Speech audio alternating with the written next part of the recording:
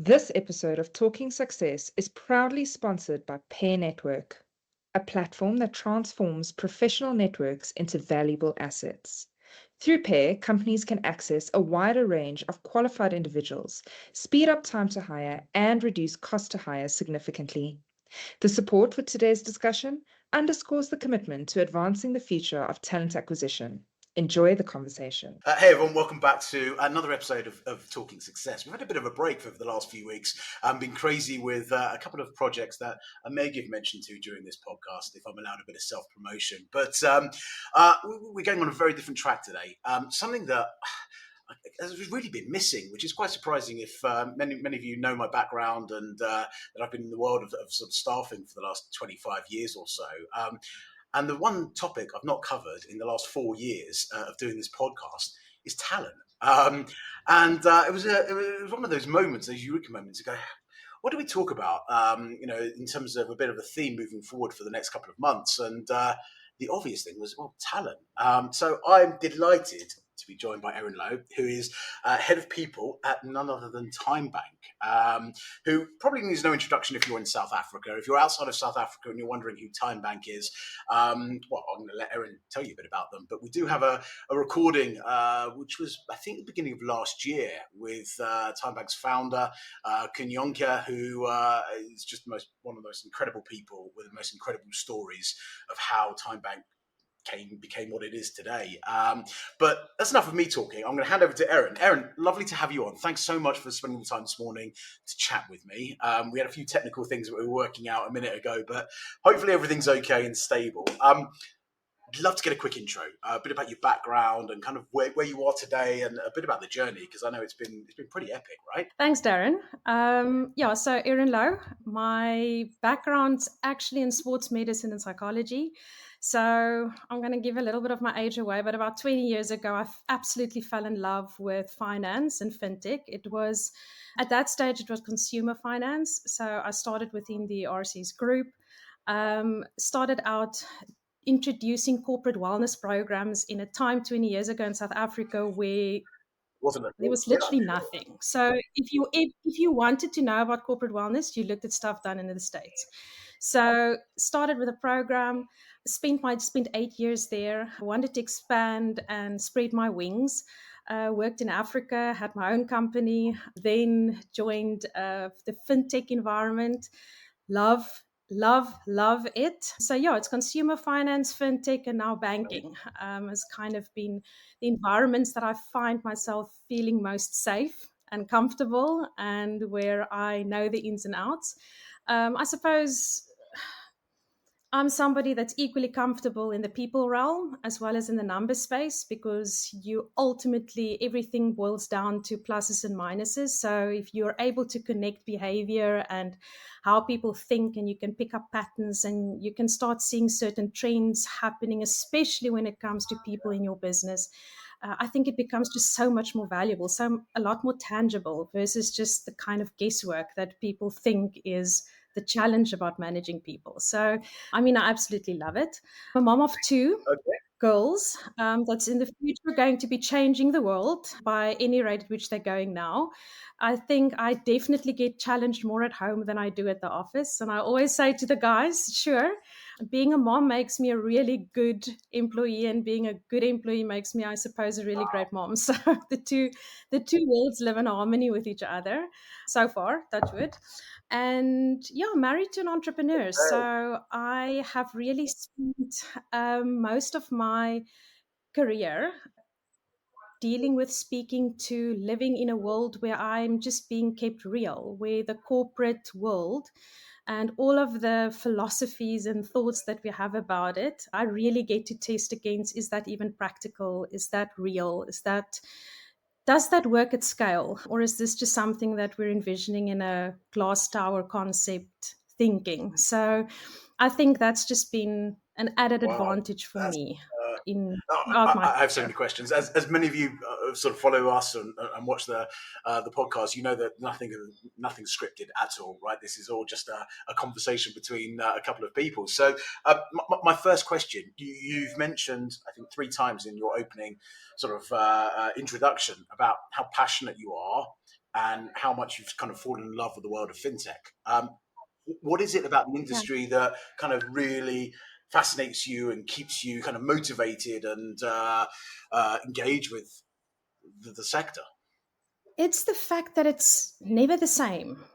And I think that's something very much that speaks to me as a person. I need to feel stimulated. I need to wake up every morning and know that it's not going to be the same day. I know it sounds crazy, and I know a lot of people very much yearn for stability and security and the same thing, but I'm different in that way. So I like the fact that I can wake up in the morning and I know that I'm going to be dealing with things that I definitely cannot foresee. And that's kind of very much the world, the fast pace, the agility, needing to pivot ideas, being creative. So it's creative in my solutions that I'm trying to position within the business, but also creative in my empathy, and understanding people, where they're trying to come from, and setting their work environment up. And that's the part of the fintech and financial environment that very much speaks to me. And then, as I mentioned to you earlier, I love the fact that I can work with numbers too. That's my other passion. So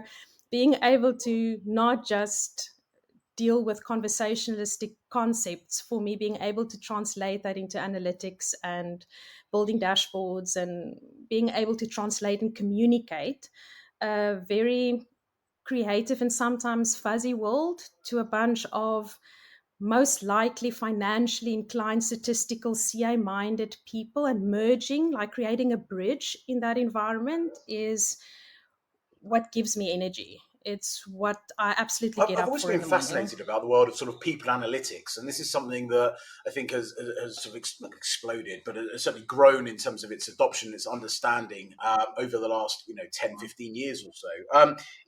Can you give us a bit of insight into what people analytics is? I mean, you mentioned the sort of the numbers Yeah. and looking at statistics and having dashboards, without giving any sort of idea away or anything like You that. want me to give Um, all my Give us secrets? an idea what that looks like. So, if you take yourself out of TymeBank for a Yeah. moment, and you were talking to, a peer and talking about a dashboard, what would that look like from a people perspective? Yeah, so if I speak to any business owner, and I've done that throughout my career, even in my consulting environment, as I said, as you sit there today, do you know your numbers when it comes to the people that you've got in your business?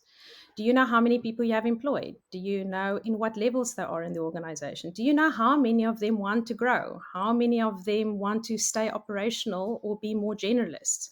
Because I think there's very often a blanket approach to managing people, or the people divisions, where we go back to the theory and the philosophy, and by not making it tailored to the individuals in the business, it loses its value.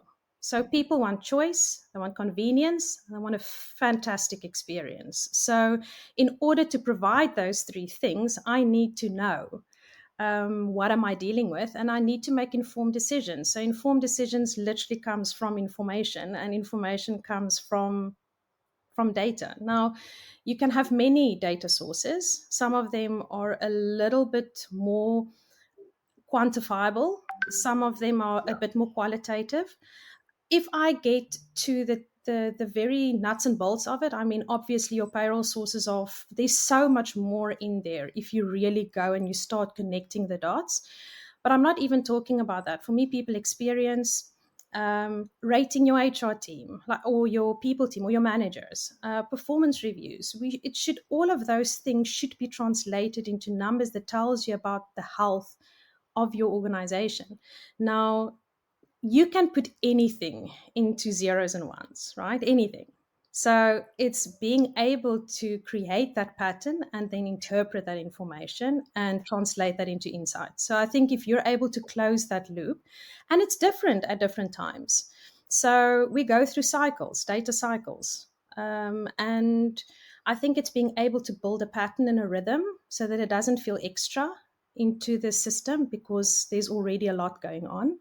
So you really want to be running these things in the background. And just some of the numbers is engagement rates. It's where my talent and my the key skills that we've got in the business, where they're coming from, where are we going, how do I fill the gaps, what am I even looking, what am I needing, what do similar people in similar roles, how do they present, so how can I translate that so that I make it easier and less gut and more intentional when we go about it. So it really is finding ways to translate the qualitative into the quantitative, and then sometimes it's just verbatims, it's just feedback, and the power in that feedback is phenomenal. And I mean, then AI has gifted us with the ability to package reams of information and pull out what are the key themes, the key trends, the key anecdotes that are coming through it, and giving us really good understanding of where the business is at, where the thinking's at, what should be our next 3 key priority areas that we should focus on as a people team. And that very much comes to us at the time in the business, so that we're almost without the system knowing that we can act proactively versus reactively and fill in the gaps. So I always say to the guys, if you think about medicine, right? The ideal scenario is to look at the symptoms and diagnose the illness. The power lies in being able to predict what's going to happen and proactively create a regime or a treatment or a training program that's going to prevent something from happening. So that is the importance of being able to look at the information, diagnose and understand what it is, but don't stop there. Go further. So what does this mean? Where is it going to go? And what can we do in order to set ourselves up for success? So Super interesting. And I guess maybe I'm wrong, but there must be some quite robust systems that you have in place in order to extract the data, in order to then maybe use some AI in terms of understanding what that data is and then presenting on a dashboard, which, a business such as TymeBank, where, very established, been in the market quite some time, have got obviously some funds that you're able to dip into to be able to sort of pull these sort of tools together. If you were talking to an earlier stage business that perhaps doesn't have the luxury of having the resources that perhaps you have available to you at TymeBank or previously at Retail Cap or RCS or other sort of larger corporates, what advice would you give? Darren, you'll be surprised how much I do in Excel. Wow. You'll be surprised. And you can ask my team, Scouts Honor. You can ask my team. I'll give you their numbers. You can call them today. They'll tell you I pivot something out of data. I love raw data. I think if I only rely on tools, I only see the same things over and over again. So I really like to get into the raw data. So if there's anything I can tell any small business, just know the basics in Excel. Being able to build really smart dashboards, Power BI, Tableau, creating S3 buckets where we've got data warehouses and hosting it and then pulling it in and pushing it out and creating. And it's just going to tell you every month where you are on the same information that you had available to you last month. So yes, absolutely, there's very robust systems, but that is just for reporting. You can derive insight from it, but to really make it tangible and to make it real time, you very often need to go to the raw data. And that's often where a simple thing, and for a small business, I'll be very honest. So yes, we do use Slack as a platform to be able to communicate and pull information in, but there's nothing that stops you from using the tools that you've got available. Teams, Microsoft Teams, most companies have Office 365. They've got Microsoft Forms. The number of people that actually are using the tools they already have in their business to their full capacity. They buy something and only use it for the purpose of what they bought it, right? And there's nothing that YouTube and a few very smart, algorithmically set up Instagram following will not push to you when you start going after the different platforms that you want to get better at, because it's so fast changing, right? There's no way that doing a course today is going to set you up for success over the next 5 years. It's just not going to happen. So you really need to be actively pursuing the information that on the platforms, the systems, and the processes to be relevant. And that's true for everything. It's not just true for age. It's not just true for this conversation. It's even Absolutely. true for One thing I everything. would say though, I made the cardinal sin of giving my phone to my stepdaughter, who then went onto TikTok and started looking at capybaras and French music. Oh, Sorry, brilliant! It had all I'm my very much AI, it had all relate. my FinTech, it had everything, and now all I get is singing capybaras bathing in the bath. I've got a tip for you on that, Darren. I'm sacred about my All right, music, okay. right? Sacred. My playlists are my playlists. And I had the problem on my music, having my algorithm completely messed up. And you'll be surprised, it was not what you'd think. It was 99 Red Balloons. It was old music that my daughter started listening to. And I ended up giving them an account on my maiden name, my old Gmail profile.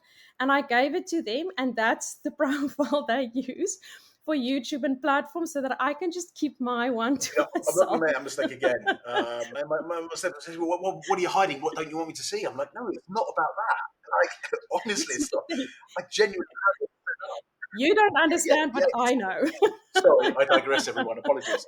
So No. we've spoken about sort of looking at people analytics when they're in the organisation, but they need to get into the organisation first. So let's talk about the sort of the hiring, the sourcing side. Again, you're looking at a challenger bank. So TymeBank is not a big four with 10,000, 50,000 people doing, 100%. very, very sort of isolated tasks. It's very much a fintech, as was Retail Cap and Yes. maybe even RCS in the day. Yeah. I suppose the first question is, are there certain traits, and I'm generalizing here, and I appreciate there's lots of different pockets and there's lots of different fields, but Yeah. Yeah. are there certain traits that you look for as a challenger bank to come into the environment that you've created? Because again, I've been to your office many times and sat and had sort of coffees No, with Cheslin, sure. and he's always very chilled, and Carl's always very chilled, and everyone's kind of relaxed. Whereas you walk into a bank, and I won't name anyone, but there's Yes. four big ones. It's very different. It's very, very, very different. So, what do you look for? Are there traits? So when you look at business, there's key pivotal moments when you move from 50 people to 51 people and 150 to 151 people. Then there's another moment when you reach 300, 400. And I think by the time you get to 6,000, 7,000 people, Yeah, more. I mean, it's not even an organism. I mean, it's a living creature. So it's just, it's very different. Now, in any business for me under 1,000, it's still very much founder led. And there's a very strong entrepreneurial culture still present in the organization. It takes a very specific individual to thrive in that kind of an environment. So I just want to caveat the conversation by saying it's not true for any business. There's a very unique environment when you're under 50, and people there can be massively risk taking. They can be innovative. They can play loose and fast almost a little bit with the rules because you're not on everybody's radar. So there's a very specific individual. Some make it across into the 150 type environment. Now you start walking past somebody and you realize, oh, I don't know this guy. Now suddenly you don't know everybody, their partner, their children, and but it's still fast. It's still fast. You still need to respond. You still almost disrupting in your own environment. And it's a little bit more still of a survivalistic nature within the organization. Yeah, sure. Some businesses make it big within the first 3, 5 years. Most businesses in South Africa don't. So there's still very much a yeah, survivalistic nature in that space.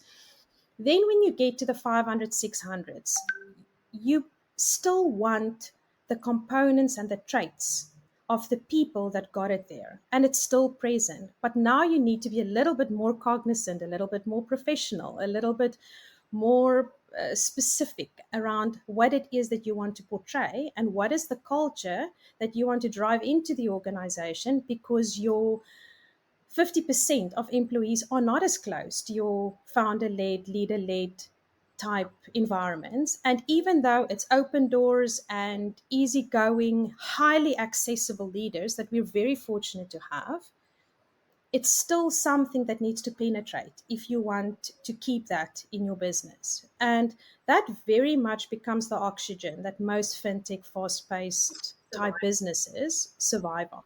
So I just wanted to, I almost want to say, create that context. But then for me, this is gonna be very controversial. Talent isn't found, Okay. it's made. So there's this, I just want to say, myth about there's this war on talent, or there's this big thing about talent is it's scarce and it's rare. A talent is, but that's the 1%. The 20% of highly talented people out there that often is the foundation and the oxygen in your organization, they are made inside the business often. It's, in my experience and in my career, it's been very rare that you are recruiting, and I'm specifically using that word, recruiting that person in. Some of the people you recruit do become the talented individuals in the organization later. Absolutely. But there is no way to know the day that you're sitting across the table from that person whether they are going to be that person. So I think there is this idea that talent needs to be found. It's a noble Does it pursuit. need to be found in the first But place, especially when you're scaling a business, right? So if you're going from that yeah, 50 to 100, or you're going from that 100 to 150, adding those yeah, numbers, you don't have the resources within the organization to be able to uplift everyone, and just hire sort of graduates in, right? You don't have that luxury. So you have to go and find talent at some point. so if you go to the world of sports, talent gets found all the time, but they have talent Absolutely. scouts. So you've got a person that knows what it is that they're looking for and what they identify. And that process is not a recruitment application process. Sure, sometimes Yep. talent comes to you, but a talent scout actively goes out looking for talent. Now, you can either look for that talent inside of your organization, which you need a very specific environment for, or you have people that can find talent either through relationships. You and I know most of the talented people that come through the business that's coming in externally happens by virtue of relationships and people and knowing that there's a need or there's a gap that needs to be filled with a person with this unique talent, and then they become that person. But I always say to them, even if you've got a talent scout that goes and find 5 or 6 people, the whole team is not that. It's 1 or 2. The other 10, 20 people are incredibly talented individuals, but most of that sits around the fact that they can collaborate, that they can connect, that they can complement each other. And those traits are not necessarily linked to skill. So recruitment is easy when you're looking for skills. If you're looking for a fly half, you Yep. know what you're looking for. It's a skill. He needs to kick the ball over the poles, right? Yep. That's what you want. If you're looking for a talent, you want somebody who can read the game, somebody that has a broader understanding, somebody that almost, it's not, they're not even trying to play the game, they have to Yep. play the game because it's who they are as a person, it's inherent. So they can't help themselves. They must be in that space, in that role, in that environment.